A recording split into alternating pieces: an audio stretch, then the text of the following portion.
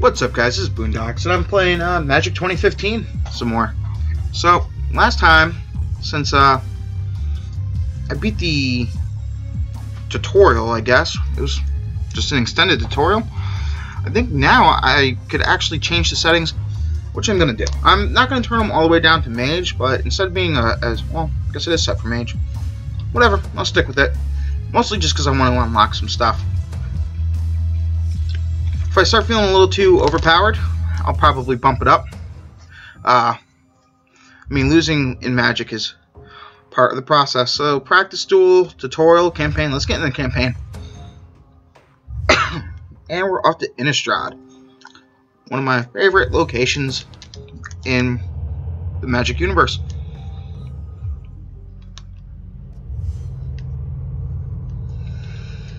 Okay, what's going on over here? Explore Innistrad, is that what that said? Huh, interesting.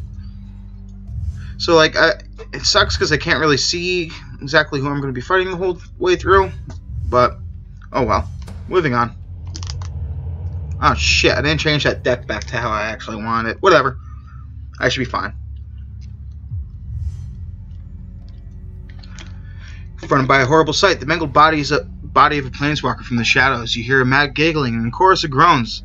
The corpse begins to twitch, and the ghoul caller Gisa emerges, happy to add another recruit to her army. So I'm not sure if these are going to act like the events of the last two games, or if these are going to be more of a, I can't keep this. I have plenty of mana, but no red, and nothing but red creature spells. Oh my god. Same issue. So I am going to do the cheap dual restart. Yes. What I was saying is I'm not sure if these are events where the enemy follows a set pattern or not. Are you kidding me with this? Like, seriously? Draw a new hand. I mean, this still isn't great, but at least it's workable. So I will keep this hand and play that.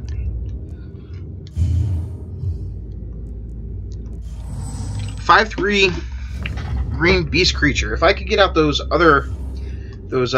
beast creature bumper cards, not exactly sure what you would call them, but creatures with power less. Okay, yeah, that's why I like the idea of that guy before. Because now, play the wolf guy. He can't be blocked unless there's creatures that have power greater than it. I used to have a deck, it wasn't by far the most powerful, but there's these weird monkeys that had a very similar attribute to them. The only difference being that they actually, what am I looking for here? Every time you, oh man, I should have cast that first just to make sure this didn't happen. Oh well, so I kind of wasted a turn right here to get this guy out, unfortunately. Here, this one.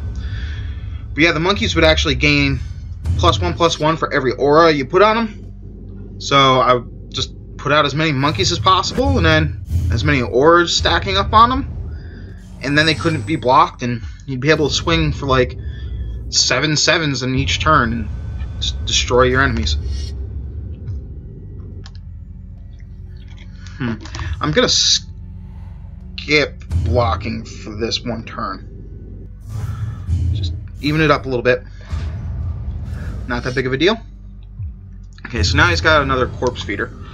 Okay, so this is definitely looking like this is a I'm not sure what to really call it. I guess I'm calling them event decks right as of now.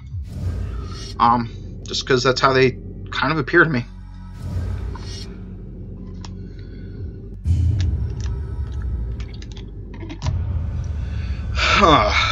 I need to get out some bigger creatures. So I need one more mana to get him out. Well, should I attack with that? Yes.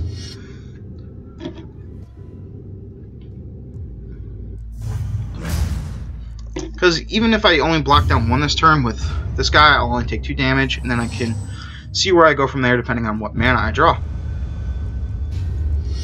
Alright, he's only going to attack with 1. And I will block it down with this wolf, because unless I pump up that wolf with more creatures, it's going to be kind of irrelevant. Flying. Carrion Crow enters the battlefield tapped. That kind of sucks. I know what flying is, thank you. And I could have bumped him up again, oh well. And then been swinging with 2 wolves. Too bad, so sad. Another +1/+1 counter here. And now I'm going to... I have to try to outpace, because he's going to have a flying card. I do not like flying cards when I apparently don't have very much to take them out. So, do quick 5 damage. Probably fly at me this time, and if he attacks with this, I might double block it. And that's exactly what's going to happen. Just because, yes, I know combat damage, thank you. I'm going to double block it down just because I want it off the field and not have to deal with it anymore. Once again, just like in my 2014, I'm going to say that I should have looked up how to use different abilities or different hotkeys and stuff, but probably not going to happen. Okay, so I'm going to do shock damage, creatures, right here. Get rid of that guy. And then attack. Attack with all. Do 5 more damage, just knock him down to 4, so that way next turn I can swing for the win with my Wandering Wolf.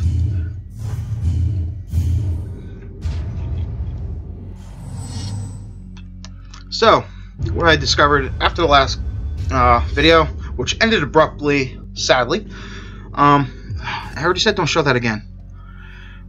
What I learned last video was if you want to skip doing the tutorials, just bump it up to Planeswalker and hopefully win.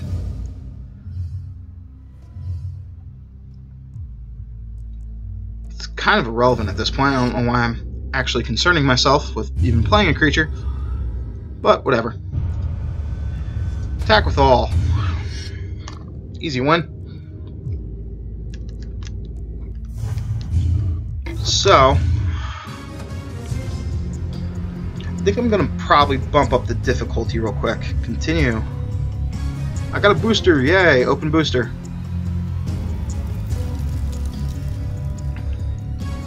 Oh shit, they gave me a lot of stuff, including... Oh, okay. So I can eventually make different decks as well. That's definitely going to be interesting. Okay, so it looks like for once I'm actually able to create my own decks out of 2015. That makes this a lot more appealing, in all honesty. I'm going to go to Deck Manager real quick just to change up some things.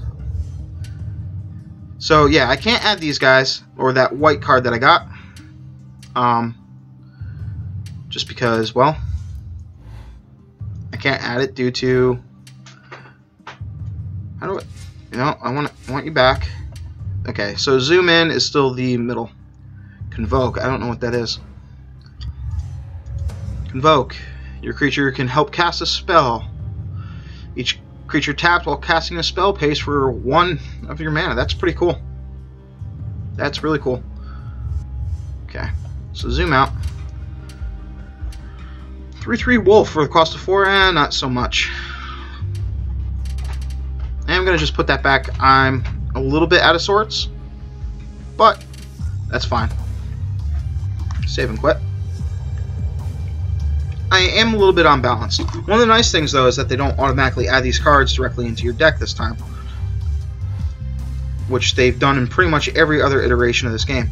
So the menus look amazing, but I don't really like the navigation because you have to like click and drag. It feels like it was set up more for the iPad app, which oddly enough came out before the online versions did, which is kind of odd to me. But it feels like it's made for more of swiping. So maybe even if you have a touchscreen computer, then that would be more effective. But I don't like touchscreen computers. Most gaming PCs aren't touchscreens anyway. Cursed Existence. So I'm not sure if they still have curse cards with 2015. I know back when I played before, within the dark cave, a coven of chanting witches surrounds a skeletal being glowing with arcane power. You take a tentative step forward, the eyes fall on you. Cursed one, the lich murmurs. The killer of our kind hunts you. Okay. So yeah, when I used to play, they had a new type of enchantment called curses that you could directly put on friendly or enemies. I'm going to keep the hand. This might be a little bit costly, but I'm going to do it anyway. See what happens. Oh, what the? Zoom in. What did he do? Chant player. At the beginning of an enchanted player's upkeep, that player puts the top 2 cards of his or her library into his or her graveyard. This is going to be pretty rough. Okay. So, that's pretty annoying. Open browser. Burn 2 lands from me. That kind of sucks because it would have built up to this guy. Or at least gotten pretty damn close. Okay, played a fetch land. Got out a mountain. Alrighty.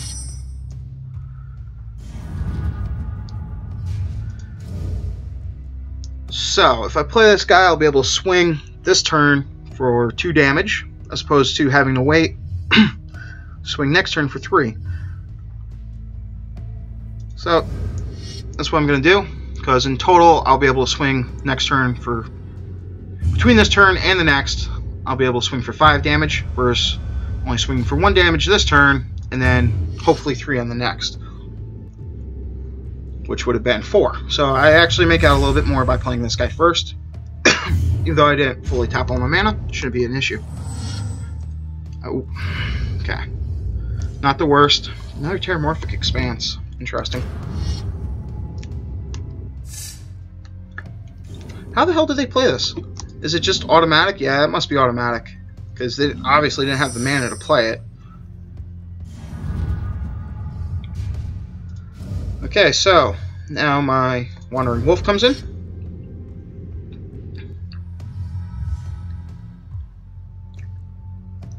Continue. Attack with all. Alright. Next turn I am going to bump up my Wandering Wolf. Hopefully I can get more. I lost another Wandering Wolf. Not a big deal though.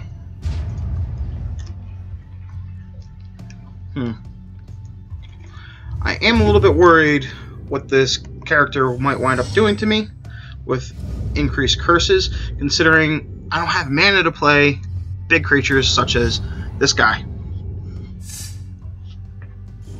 Fortunately, I did get him in my hand and he wasn't burned, because it says when he dies, not when he goes to the graveyard. So with that in mind, had I played him first, or had he gotten sent to the graveyard without being in my hand, then it wouldn't have mattered, because he has to die in order to come back.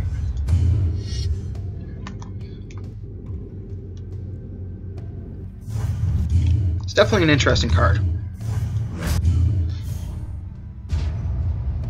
I can see how it would be very useful in like a green-black deck as well, where you need to sacrifice cards a lot, or if you want to fight him against big enemy creatures, because then he'll die and come back and you can continue the fight.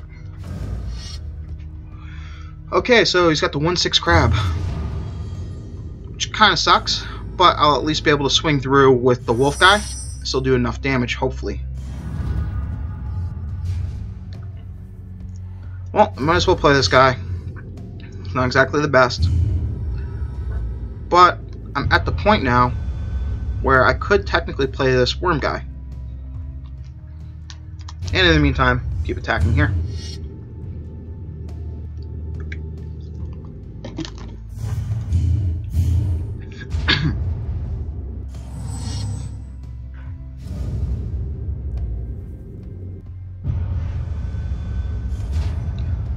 Honestly, next turn I'm probably going to just try to swing through with all.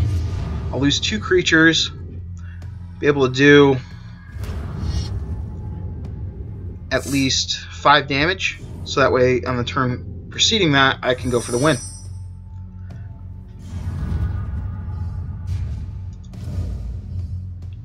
Or I could play the worm. You know, I'm going to play the worm. 1, 2, 3. Confirm.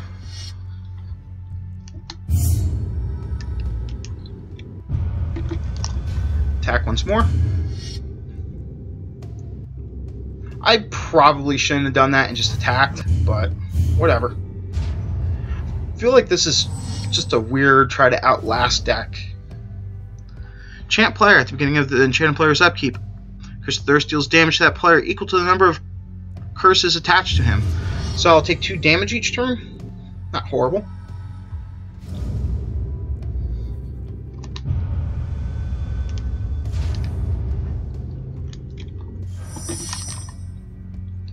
Alright, so I lose 2 more cards. And there goes that beast creature I would have liked to play, but I would need another mountain to do so. So, just continue. Attack with all. Worst case scenario, I lose 2 creatures, but I go through and do enough damage. Yep, so I win.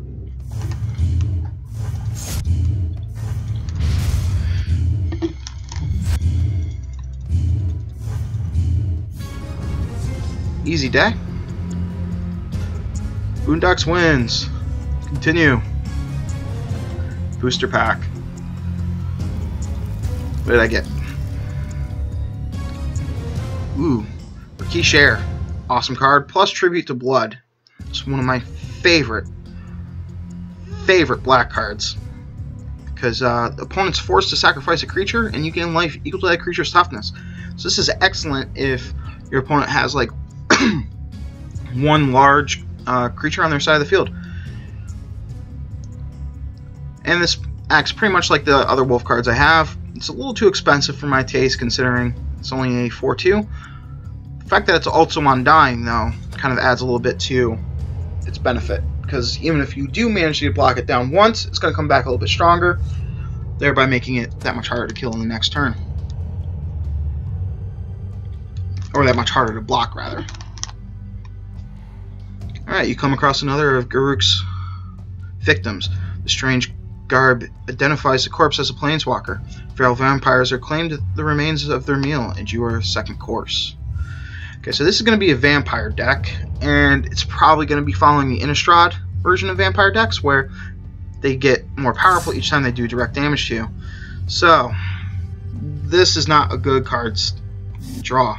So I'm going to do, once again, one of my gentlemen redraws. Sure you wish to restart your current duel? Yes, please. I'm hoping that I wind up being able to get some of those other decks at the beginning that I passed up on. Okay, so this is going to take a long time to ramp up, and hopefully I can get more cards, but I'm going to keep the hand and play the mana first, followed by this guy. Basically what I really need now are some blockers, because if the vampires work, or if she plays vampires like the vampire deck I used to have, where each time they attack you, they do get +1/+1, then it can be very deadly.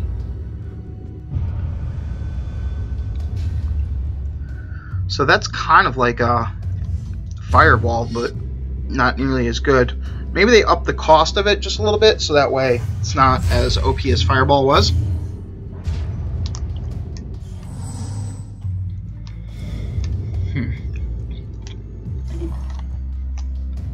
Let's see. Yep, so Bloodseeker attacks each turn if able. And when she does damage, she gains +1/+1. So if you're not careful, that son of a bitch will get really strong really fast. And I need more mana since I'm not getting shit worth any cards. So I could use this, but I'm going to save it in the hopes of it being more effective later on.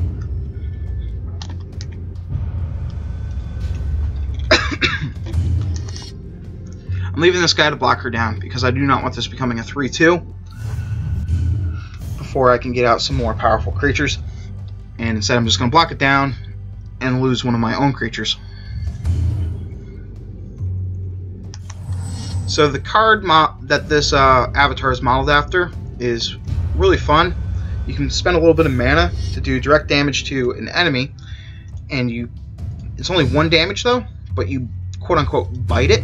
So because you bit it, it now also becomes a vampire, and then she can mind control and take control of any vampires that are on the field.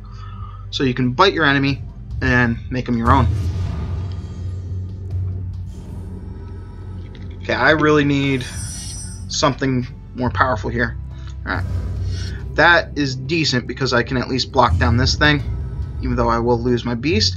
I might let it come through for 1 attack, assuming it swings for 1, so that way I can do 4 damage with it on the next turn, assuming she doesn't play another creature card. But doing just 1/1 each turn, or doing 1 damage each turn, it's going to take very long for me to win. Especially when you consider the amount of mana that I have is fairly low. Okay, so I am going to skip blocking in the hopes that she doesn't play another creature card, but she probably is. And yep, there it goes. But I would much rather kill this Rakeesh Heir, because whenever any vampire does damage to you, and that makes it much, much stronger. Chant creature gets... Ooh. So now I have a decision. I can turn him into a blocker and be able to constantly destroy creatures that she attacks with, or I can increase my attack damage. I'm instead going to make the blocker. Not the best, and I wish he had vigilance, but what are you going to do? Basically, at this point, I'm just hoping to start drawing some mana so that way I can get out some of these bigger creature cards. Each one costing me 7. That sucks.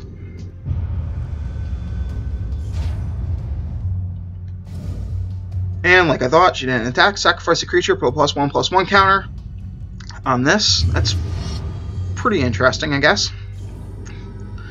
So it's a vampire. Okay, so I did get 1 mana. So this is an instant, so I'm gonna hold off on casting stuff and see how they attack me, and hope that I can get more mana.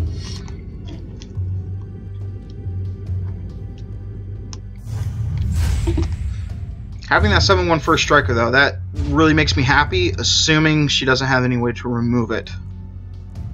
Which she probably will, unfortunately. But I can't remember if you can... Okay, this is stop timer. And right away, going to...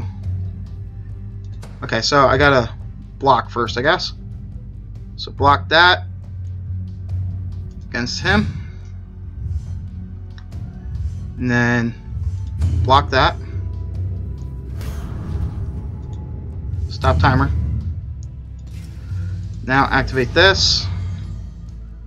Do 2 damage.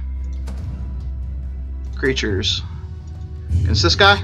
So that way I'm only taking 1/1. And it works out rather nicely.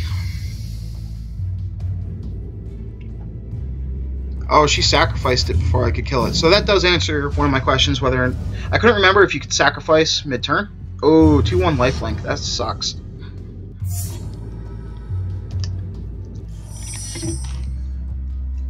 Kiln Fiend. Not the best, but I could bump him up a little bit and kill one of these creatures on the next turn.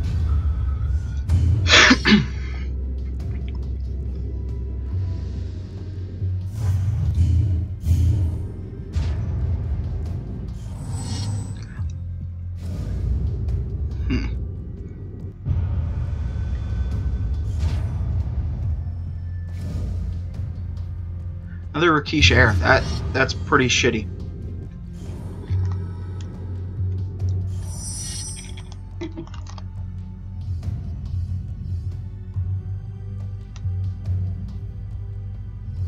That cost me 4, sadly. But against creatures, go and take out this Rakish. Right, like so. And she sacrificed it again. That sucks. Okay, so I am going to attack with Kiln Fiend and this guy. I might take a little bit of damage, but since they don't have a Rakish, even if I do, I'll be able to balance it out. Alright, so that works out. Even if the Kiln Fiend dies, Child of the Night dies, does gain back 2 life from it, which sucks, but worse things have happened.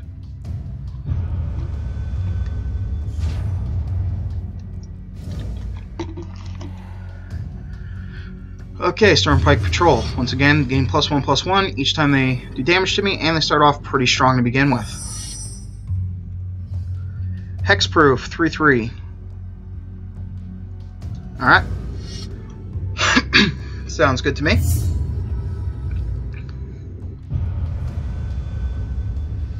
And I guess I'll attack for 1 damage. I will sacrifice this guy to block down if need be. But I feel like she's gonna just keep throwing vampires at me. Nope. Odd. Okay. Here we go. Now. Okay, gonna put this on this guy. And have it fight this. Well, that sucks. So this guy's going to die, but so will this fucking creature right there. Not horrible.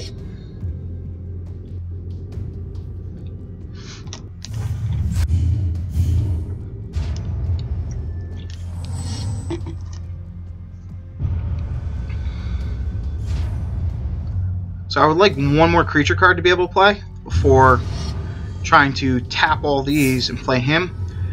Well, no, that could still be safe, in all honesty.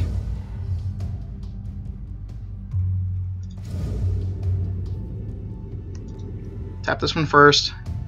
Confirm. So now I have more blockers. And skip attack, because I'm leaving this first striker up purely as a defensive mechanism.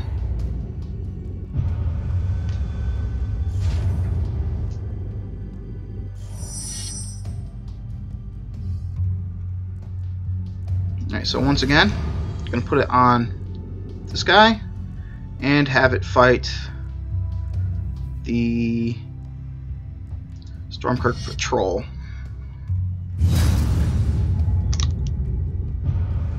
And she doesn't have anything to shoot me with. I'm not going to attack with my worm this turn. Instead, I'm just going to, once again, jump over and do 1 damage. The reason I'm not attacking with the worm is if she blocks me down with this little bitch, then my worm's dead. I'd rather it go back to being a 6/6, thank you. So I need 1 more mana and then I can play my giant fucking worm. Beginning of your upkeep, if an opponent loses life last turn, put +1/+1 counter on a target creature you control. Not too worried about that. Alright, got 1 more mana, so I can play this worm, gain back 7 life. And now I can start attacking. I am going to attack with this Fiend guy, because if they have a flyer, I'm pretty much fucked anyway. And this seems more reasonable. Plus, I can pretty much go for the win. Boom. And because it's first strike, that enemy didn't do damage to me, so she didn't regain health. And I get to do 7 damage.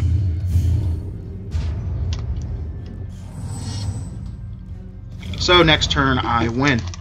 Target player draws 2 cards and loses 2 life. Who's she going to play it against? Herself. Alrighty. Good luck. And got nothing. Too bad, so sad. So, I'm just going to swing for the win. And attack. And another early easy victory. Typically though, this game ramps up, or most of the Magic games ramp up pretty quick. I unlocked a new booster, yay! What cards did I get? Elder of Laurels. Target creature gets +X until end of turn, where X is the number of creatures you control. I think I had that in my human deck because it was pretty awesome. At the beginning of your upkeep, return an instant or sorcery card at random from your graveyard to your hand.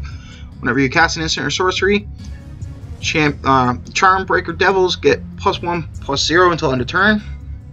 Counterflash, counter target spell. You may cast a non-land card in your hand that shares a card type with that spell without paying its mana cost. That's pretty awesome. Actually, it's expensive, but you can get out an expensive creature card and at the same time block your opponent from getting out a high-powered card. Alright, here we go. I clicked you already, bastard. Alright.